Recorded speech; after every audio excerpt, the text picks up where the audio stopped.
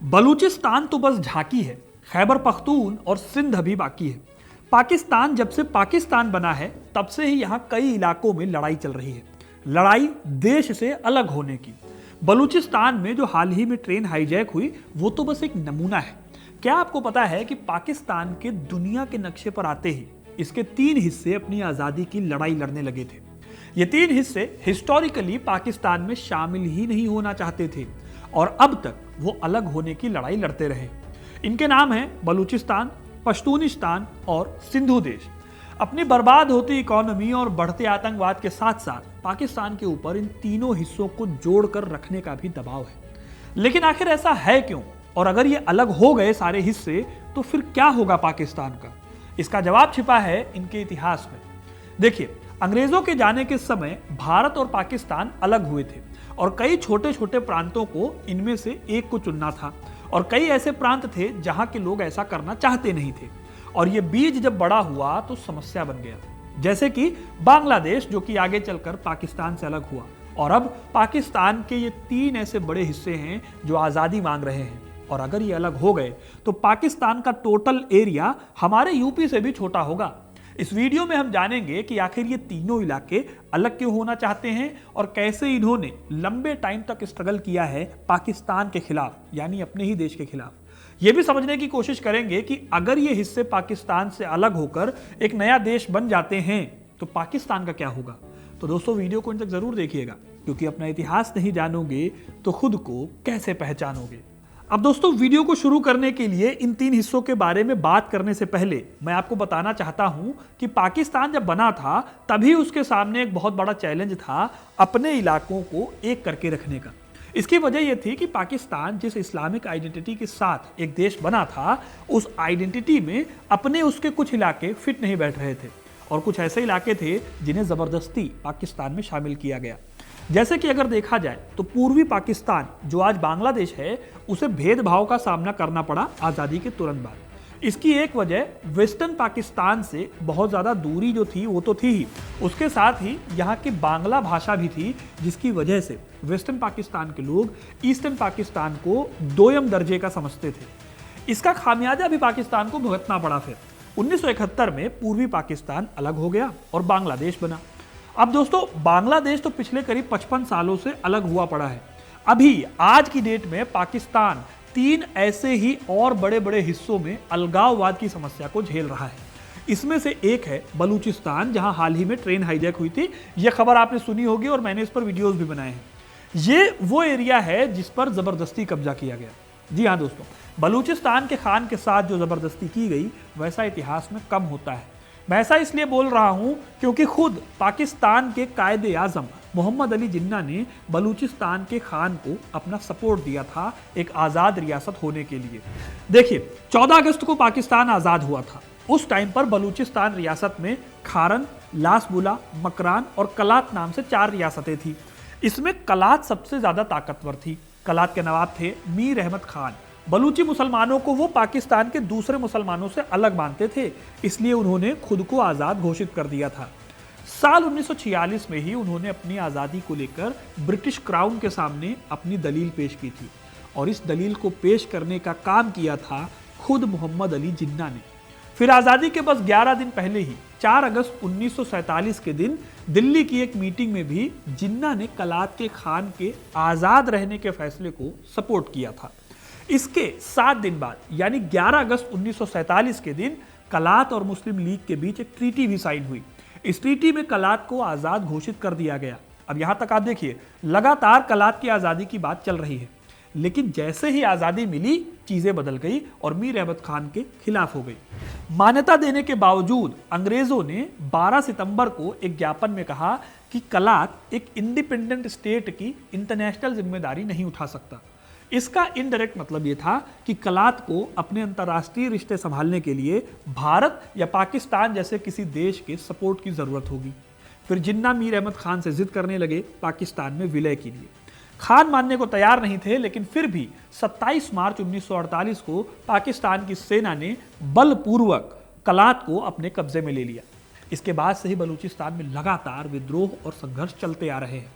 आज की तारीख में बलूच लोगों का सबसे बड़ा आरोप है कि पाकिस्तान ने उनके ही रिसोर्सेज को लूट कर उन्हें ही गरीबी और पिछड़ेपन में धकेल दिया है। दोस्तों, बलूचिस्तान पाकिस्तान का सबसे बड़ा प्रांत है। इससे भी बड़ी बात है कि यहाँ पर गैस है, खनिज और दूसरे नेचुरल रिसोर्सेज बहुत ज़्यादा हैं, जो पूरे पाकिस्तान के नेचुरल रिसोर्सेज का 40% है, सिर्फ एक इस स्टेट से। लेकिन इन रिसोर्सेज का फायदा खुद बलूची लोगों को नहीं मिलता। उल्टे चाइना पाकिस्तान इकोनॉमिक कॉरिडोर के नाम पर चाइना ने यहाँ के रिसोर्सेज का इस्तेमाल अपने लिए खूब किया है। बलूचिस्तान के लोगों ने इसीलिए लंबे टाइम से आज़ादी की लड़ाई जारी रखी है। साल 1958, 1962 और 1973 में भी ये विद्रोह हुए थे, लेकिन 70 के दशक में जुल्फिकार अली भुट्टो ने बहुत बड़े पैमाने पर बलूचिस्तान में लोगों को मरवाया। इस नरसंहार की वजह से कुछ सालों तक ये विद्रोह शांत रहे, लेकिन साल 2005 में जब बलूचिस्तान के पॉपुलर लीडर नवाब अकबर खान बुख्ती की हत्या हुई तो बलूची भड़क उठे। तब से लेकर आज तक लगातार प्रोटेस्ट हो रहे हैं, जो पाकिस्तान को कमजोर करते रहे हैं। ट्रेन हाईजैक की घटना भी इसी अलगाववादी आंदोलन की देन है। आज भी बलूचिस्तान में सशस्त्र विद्रोही संगठन जैसे बलूच लिबरेशन आर्मी और बलूच लिबरेशन फ्रंट पाकिस्तान के खिलाफ संघर्ष कर रहे हैं। लेकिन दोस्तों, बलूचिस्तान अकेला नहीं है। अगर पाकिस्तान में एक अलग बलूचिस्तान की मांग हो रही है तो साथ ही यहाँ पर मांग होती रहती है पश्तूनिस्तान की। ये पाकिस्तान की वो समस्या है जो जुड़ी हुई है अफगानिस्तान से और एक लाइन, डूरन लाइन से। खैबर पख्तूनख्वा पाकिस्तान के नॉर्थ वेस्टर्न हिस्से में मौजूद है और अफगानिस्तान की सीमा से यह जुड़ा हुआ है। यहाँ पर मौजूद है खैबर दर्रा, जो सदियों से भारत और सेंट्रल एशिया के बीच एक इंपॉर्टेंट रूट रहा है। इसी दर्रे से मुगलों ने, यूनानियों ने और दूसरे कई आक्रमणकारियों ने इंडियन सबकॉन्टिनेंट में एंट्री ली थी। आज भी ये एरिया पाकिस्तान के ट्रेड और मिलिट्री स्ट्रेटजी में बहुत इंपॉर्टेंट भूमिका निभाता है। पख्तूनिस्तान का संघर्ष दोस्तों आज़ादी से भी बहुत पहले का है। इनफैक्ट ये तब का संघर्ष है जब पाकिस्तान खुद पाकिस्तान नहीं बना था, और ये पाकिस्तान का सबसे पुराना स्ट्रगल है। खैबर पख्तूनख्वा और पाकिस्तान के कई आदिवासी इलाके कभी अफगानिस्तान का हिस्सा हुआ करते थे। जब अफगानिस्तान पर अंग्रेज़ों ने कब्जा किया था तो जल्दी ही उन्हें समझ आया कि वो अफगानिस्तान को रूल नहीं कर सकते, क्योंकि अफगानिस्तान को साम्राज्यों का कब्रगाह कहा गया है। यहाँ पर जो भी आया वो कभी भी अफगानिस्तान पर रूल नहीं कर सका। इसी वजह से उन्होंने अफगानिस्तान को एक बफर स्टेट की तरह इस्तेमाल किया और 1893 में इन्होंने एक बॉर्डर बनाया। इस बॉर्डर को नाम दिया गया डूरन लाइन। ये लाइन आज के पाकिस्तान और अफगानिस्तान के बीच का बॉर्डर था, लेकिन इसी लाइन के चलते पख्तून कम्युनिटी के लोग दो अलग अलग देशों में बंट गए।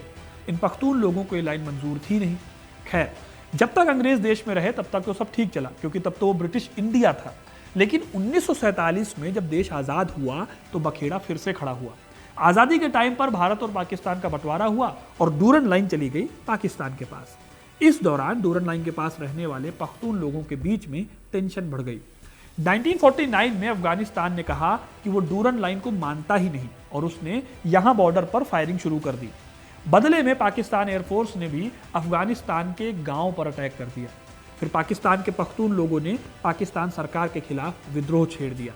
हालांकि साल 1976 में अफगानिस्तान के राजा सरदार मोहम्मद दाऊद खान ने डूरन लाइन को मान्यता दे दी। इसकी बदौलत करीब 20 सालों तक शांति भी बनी रही। लेकिन 90 के दशक में अफगानिस्तान में एंट्री होती है यूएसए, और यूएसए के आने के बाद खड़ा होता है तालिबान। पाकिस्तान ने तालिबान को पख्तून के इलाके में डेवलप होने में मदद की ताकि वो यहाँ पर पनप रहे एंटी पाकिस्तान सेंटीमेंट को दबाने में हेल्प कर सके। यहाँ तक कि उसने यूएसए के साथ भी डबल गेम खेला।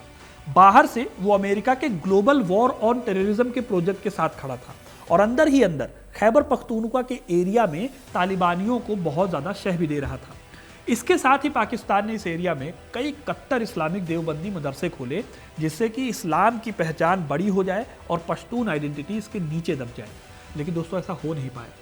साल 2007 में इन्हीं तालिबानियों ने पाकिस्तान का अपना एक तालिबानी ग्रुप खड़ा किया। इस ग्रुप का नाम था तहरीक तालिबान पाकिस्तान, यानी टीटीपी। आज की डेट में ये ग्रुप पाकिस्तान के लिए हेडेक है। पिछले कई सालों में टीटीपी ने पाकिस्तान में कई अटैक्स किए हैं। हालांकि इस ग्रुप के खिलाफ दूसरे पख्तून नेताओं ने भी आवाज़ खड़ी की जिन्हें हिंसा नहीं पसंद थी। ऐसा ही एक मूवमेंट साल 2014 में चलाया गया, जिसे पख्तून तहफ़्फ़ुज़ मूवमेंट यानी पीटीएम कहा गया। ये मूवमेंट एक साथ पाकिस्तान और टीटीपी की हिंसा दोनों के खिलाफ है। तहफ़्फ़ुज़ मूवमेंट के लीडर्स का मानना है कि पाकिस्तान की सेना ने आतंकवाद के नाम पर खैबर पख्तूनख्वा में हजारों निर्दोष पख्तूनों को मार दिया और उन्हें बेघर कर दिया और उनकी ज़मीन पर इसी के साथ कब्जा कर लिया। यही वजह है कि पख्तून के यूथ आज खुलकर कह रहे हैं कि वो पाकिस्तान का हिस्सा नहीं बनना चाहते। पख्तून आबादी अपने लिए एक अलग मुल्क चाहती है और पाकिस्तान अपनी तमाम दिक्कतों के बीच इस एरिया को एकजुट रखने के लिए परेशान होता रहता है। अब दोस्तों आते हैं हमारे तीसरे और बहुत इंपॉर्टेंट हिस्से पर। आज की डेट में इस एरिया में पाकिस्तान को लेकर हलचल और हिंसा दोनों कम है, लेकिन ये क्षेत्र भी पाकिस्तान के साथ ना रहने की बातें करता है। ये इलाका है सिंध का, वही सिंध जहां पर सबसे पहले मोहम्मद बिन कासिम का हमला हुआ था साल 712 में। सिंध के लोग भी खुद को पाकिस्तान से अलग मानते हैं। सिंध के इतिहास में सिंधी भाषा और बौद्ध धर्म का प्रभाव हुआ करता था। जब ब्रिटिश काल आया तब इसे पहले बॉम्बे प्रेसिडेंसी का हिस्सा बनाया गया और बाद में ये पंजाब प्रेसिडेंसी से जुड़ गया।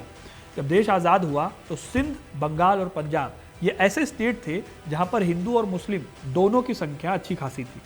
उधर बंगाल और पंजाब का डिवीजन तो हो गया, लेकिन सिंध में क्योंकि धार्मिक सहिष्णुता थी, सूफी संस्कृति थी और इस वजह से यहाँ पर हिंसा नहीं हुई, इसी वजह से सिंध का विभाजन भी नहीं हुआ। इस बात का नुकसान ये हुआ कि पाकिस्तान में रहने वाले सिंधियों के ऊपर उर्दू और पंजाबी भाषा थोपने की कोशिश की गई। क्योंकि सिंध भारत और पाकिस्तान के बॉर्डर के पास पड़ता था, इसलिए यहाँ पर भारत से आने वाले कई मुसलमान आकर बस गए। पाकिस्तान की सरकार ने सिंध की लोकल पॉपुलेशन की जगह इन नए मुसलमानों को ज़्यादा तवज्जो दी, जिसके चलते सिंधी आबादी पिछड़ने लगी। हालांकि 1970 में जुल्फिकार अली भुट्टो पाकिस्तान के जब पीएम बने तो उन्होंने सिंधियों को ज़्यादा वैल्यू देनी शुरू की, क्योंकि वो खुद इस इलाके से आते थे। इसके चलते सिंधी मुसलमानों के दिन कुछ सुधरे तो, लेकिन फिर उनके जाने के बाद पाकिस्तान में सिंधियों की वैल्यू दोबारा कम होने लगी। इसी का नतीजा था कि धीरे धीरे एक अलगाववादी आंदोलन उठ खड़ा हुआ, जिसको नाम मिला सिंधु देश मूवमेंट। इस मूवमेंट को खड़ा करने वाले कोई और नहीं बल्कि जीएम सैयद थे, जो पाकिस्तान के संस्थापकों में से एक थे। सिंध के लोग भी बलूचिस्तान के लोगों की तरह मानते हैं कि पाकिस्तान सरकार ने उनकी ज़मीन, उनके वाटर रिसोर्सेज और उनका इकोनॉमिक एक्सप्लॉयटेशन किया है। हालांकि सिंधियों के इस मूवमेंट को बहुत ज़्यादा सपोर्ट नहीं मिला है पाकिस्तान में, जैसा कि सपोर्ट बलूचिस्तान और पख्तूनिस्तान के लोगों को मिलता है। लेकिन फिर भी बढ़ते अलगाववाद के इस दौर में सिंध का ये इलाका भी आगे चलकर पाकिस्तान के लिए नया चैलेंज बन सकता है। अब दोस्तों ये तो हो गए वो 3 बड़े इलाके जो पाकिस्तान के साथ खुद को जोड़ना नहीं चाहते। अब सवाल उठता है कि अगर बलूचिस्तान, सिंध, पख्तूनिस्तान ये इलाके अलग हो जाते हैं तो पाकिस्तान का क्या होगा? देखिए, अगर ऐसा होता है तो पाकिस्तान का 60% से भी ज़्यादा नेचुरल रिसोर्स, जिसमें कि 40% खुद बलूचिस्तान का है, और उसके साथ ही जीडीपी का एक बहुत बड़ा हिस्सा उसके हाथ से निकल जाएगा। सबसे बड़ी बात है कि पाकिस्तान का नक्शा इतने टुकड़ों में टूटेगा कि वो एक छोटा सा राज्य भर बन के रह जाएगा। यही नहीं, चाइना पाकिस्तान इकोनॉमिक कॉरिडोर यानी सीपेक, जो पाकिस्तान की आर्थिक रीढ़ माना जाता है इस टाइम पर, वो भी पूरी तरह से बर्बाद हो जाएगा। अगर ये 3 इलाके अलग होते हैं तो एक नया क्षेत्र भी है जो पाकिस्तान में अलग होने के लिए तैयार हो जाएगा। इस इलाके को बल्वारिस्तान कहा जाता है। जी हाँ, बल्वारिस्तान असल में गिलगित बाल्टिस्तान का इलाका है। ये पाकिस्तान ऑक्यूपाइड कश्मीर यानी पीओके का सबसे उत्तरी इलाका है। यहाँ पर भी लंबे समय से आज़ादी की मांग चल रही है। यहाँ आंदोलन करने वाले संगठनों ने ही अपने देश का नाम बल्वारिस्तान रखा है। बल्वारिस्तान का मतलब है ऊंचाइयों वाला देश। ऐसा इसलिए क्योंकि ये पूरा का पूरा इलाका पहाड़ों और वादियों का है। यहाँ पर कई आंदोलन हो चुके हैं पहले से पाकिस्तान से अलग होने के लिए। इन आंदोलन करने वाले नेताओं का मानना है कि पाकिस्तान का सबसे शानदार टूरिस्ट स्पॉट है ये जगह, लेकिन फिर भी उन्हें ज़्यादा प्रमोट नहीं किया जाता। सरकारी जो योजनाएं हैं वो भी यहाँ पर पूरी तरह से लागू नहीं होती। यही देखते हुए गिलगित बाल्टिस्तान की मांग लगातार होती रही है, लेकिन सरकार लगातार इसके लीडर्स को खूनी संघर्ष में खत्म करती रही। तो अगर पाकिस्तान इन 3 इलाकों को नहीं बचा पाएगा तो अगला नंबर बल्वारिस्तान का होगा, जो लंबे टाइम तक पाकिस्तान के साथ नहीं रह पाएगा। तो दोस्तों अब पता चला कि पाकिस्तान कितनी बड़ी मुसीबत में है। उसकी गिरती इकोनॉमी, घटती इंटरनेशनल साख, बढ़ता कर्ज, ये सब उसके लिए धीरे धीरे नासूर बनता जा रहा है, जिसका टाइम पर इलाज करना बहुत ज़रूरी है। अब ये सवाल आपके लिए है, क्या आपको लगता है कि पाकिस्तान इन अलगाववादी आंदोलनों को रोक पाएगा, या फिर इतिहास अपने आप को फिर से दोहराएगा और पाकिस्तान भी सोवियत यूनियन बन जाएगा? यानी जिस तरह से 90 के दशक में सोवियत यूनियन बिखरा था, वैसा ही कुछ पाकिस्तान के साथ होने वाला है। अपनी राय कमेंट में ज़रूर बताइएगा। अगर आपको इस वीडियो का सब्जेक्ट बहुत इंटरेस्टिंग लगा है तो इसे लाइक और शेयर ज़रूर करें और चैनल को सब्सक्राइब करें, ताकि हम ऐसे ही दिलचस्प और ऐतिहासिक तथ्यों को आपके सामने लाते रहें। और ऐसी इंटरेस्टिंग कहानियों के लिए हिस्ट्री कनेक्ट को सब्सक्राइब ज़रूर करें। बहुत बहुत धन्यवाद।